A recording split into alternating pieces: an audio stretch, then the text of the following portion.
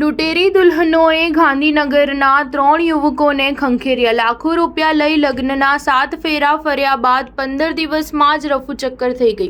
3 દુલ્હનો સહિત 5 સામે ફરિયાદ. ગુજરાતમાં લગ્ન વાંછુક યુવકો સાથે લગ્ન કર્યા બાદ રફુચક્કર થઈ જતી લૂંટેરી દુલ્હનોના કિસ્સા અવારનવાર સામે આવતા રહે છે. ગાંધીનગર જિલ્લામાં એક સાથે 3 લગ્ન વાંછુક યુવકો લૂંટેરી દુલ્હનની ગેંગનો ભોગ બન્યા હોવાનું સામે આવ્યું છે. રૂપાલ અને રાંધેજાના 3 યુવકો પાસેથી લાખો રૂપિયા લઈ લગ્નના 7 ફેરા ફર્યા બાદ 3 દુલ્હનો ફરાર થઈ ગઈ હોવાનું સામે આવ્યું છે. ભોગ બનનાર 3 યુવકોના લગ્ન કરાવનાર એક જ વ્યક્તિ હોવાનું અને 3 દુલ્હનો વલસાડ જિલ્લાની રહેવાસી હોવાનું ખુલ્યું છે. પેથાપુર પોલીસ સ્ટેશનમાં 3 લૂંટેરી દુલ્હન સહિત 5 લોકો સામે ફરિયાદ નોંધાતા પોલીસે તમામની શોધખોળ હાથ ધરી છે. પોલીસે લોકોને આ પ્રકારની ગેંગથી સાવધાન રહેવા પણ અપીલ કરી છે. લૂંટેરી દુલ્હનો ગુજરાતી, હિન્દીની સાથે અંગ્રેજી પણ ફાડકું બોલતી હતી, જેઓના આધાર કાર્ડ સહિતના ડોક્યુમેન્ટ પણ ખોટા હોવાનું જાણવા મળ્યું છે. આ ગેંગની